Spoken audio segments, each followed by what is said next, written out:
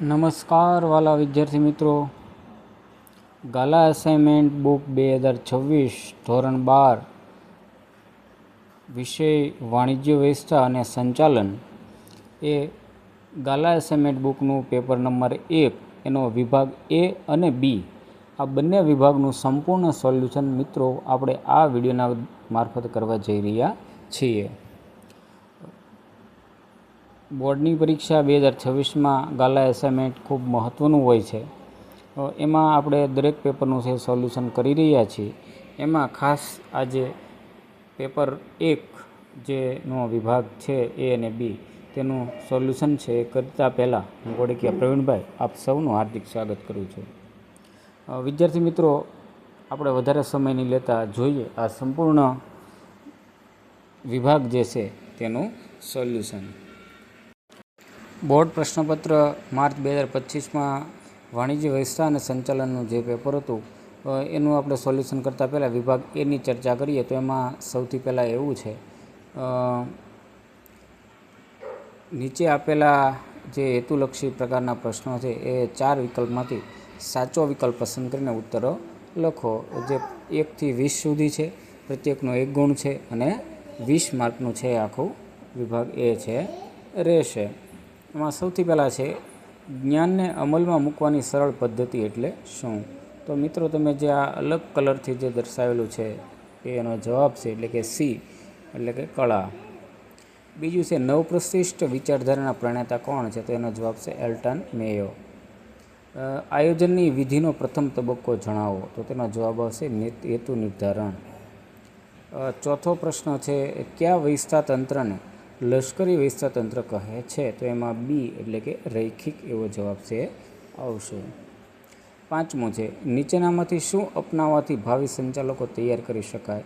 તો એમાં જવાબ આવે છે એ એટલે કે વિકેન્દ્રીકરણ. છઠ્ઠું છે ઉમેદવારની અરજી મળવા સુધીના કાર્યને શું કહે છે? તો એમાં બી એટલે કે ભરતીનું કાર્ય. ત્રીજું છે ઉચ્ચ સંચાલકો અને વિભાગીય અધિકારીઓને આપવામાં આવતા સૈદ્ધાંતિક અને પ્રાયોગિક જ્ઞાનને શું કહે છે? તો તેનો જવાબ આવે છે સી એટલે કે વિકાસ. આઠમો પ્રશ્ન છે દોરવણીના કયા તત્વમાં દેખરેખ, નિયમન અને વિશ્લેષણનો સમાવેશ થાય છે? તો એમાં જવાબ એ એટલે કે નિરીક્ષણ. નવમું છે નેતૃત્વના અમલ માટે શાનું અસ્તિત્વ હોવું જરૂરી છે? તો તેનો સી જવાબ છે તાબેદારો.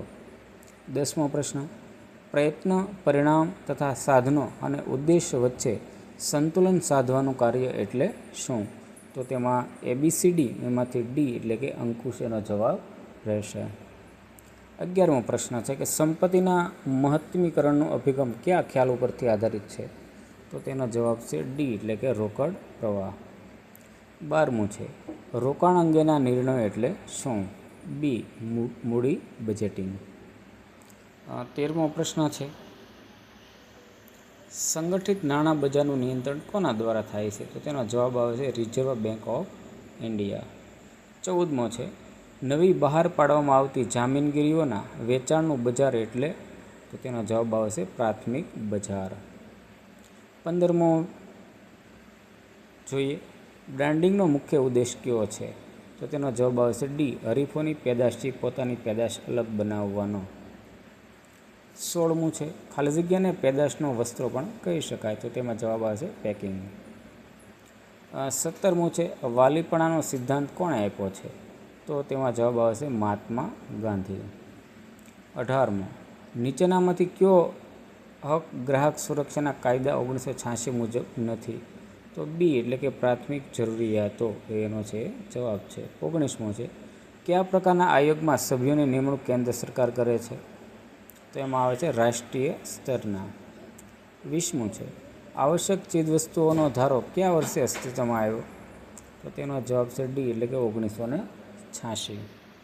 તો આ તો વિદ્યાર્થી મિત્રો વિભાગ એ.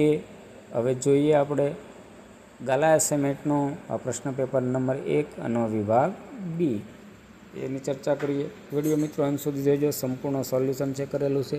પરીક્ષામાં ખરેખર તમને ખૂબ મદદરૂપ બનશે. નીચે આપેલા પ્રશ્નો 21 થી 30ના એક વાક્યમાં ઉત્તર લખો. પ્રત્યેકનો 1 ગુણ છે, કુલ 10 માર્ક છે.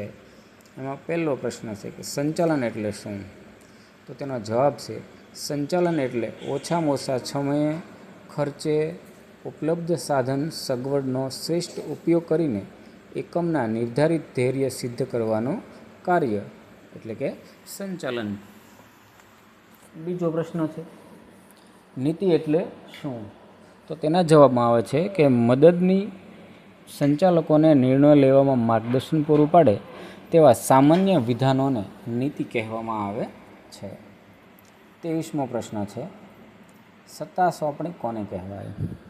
તો સામાન્ય અર્થમાં કહીએ તો સત્તા સોંપણી એટલે કાર્યની બીજાને સોંપણી કરવું અને તે કાર્ય કરવા માટેની સત્તા આપવી. 24મો પ્રશ્ન છે, વૈધિક વ્યવસ્થાતંત્ર એટલે શું? તો ઉત્તર છે એકમના સંચાલકોએ નિર્ધારિત ધ્યેયોને સિદ્ધ કરવા માટે કાર્ય અને વ્યક્તિઓ વચ્ચેના સંબંધોનું જે વિધિસર માળખું રચે છે તેને વૈધિક વ્યવસ્થાતંત્ર કહે છે. 25મો પ્રશ્ન છે, પ્રતીક્ષા યાદી સમજાવો. તો તેના ઉત્તરમાં જોઈએ તો જ્યારે એકમમાં ખાલી પડેલી જગ્યાના પ્રમાણમાં વધારે ઉમેદવારોની અરજી મળી હોય ત્યારે જરૂરી કર્મચારીઓને પસંદગી કરી વધારાના ઉમેદવારોની યાદી તૈયાર કરવામાં આવે છે. આ યાદીને પ્રતીક્ષા યાદી કહે છે.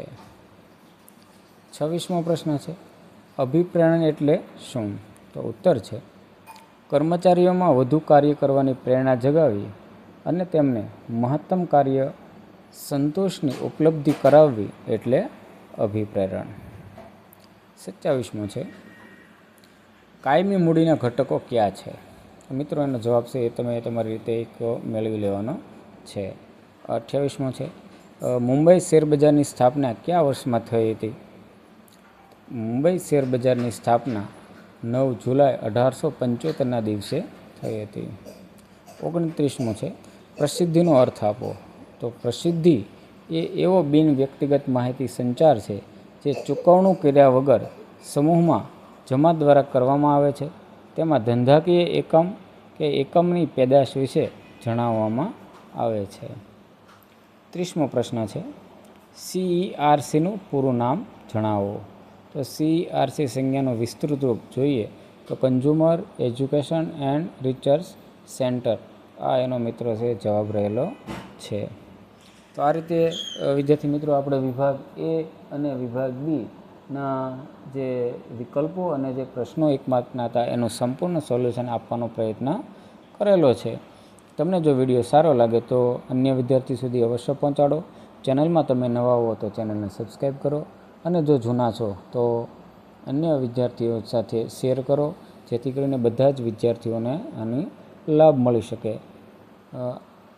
હવે મળીએ આપણે એક નવા જ વિડીયોમાં. ત્યાં સુધી દરેકને આવજો. દિવાળીની બધાને હાર્દિક શુભેચ્છાઓ.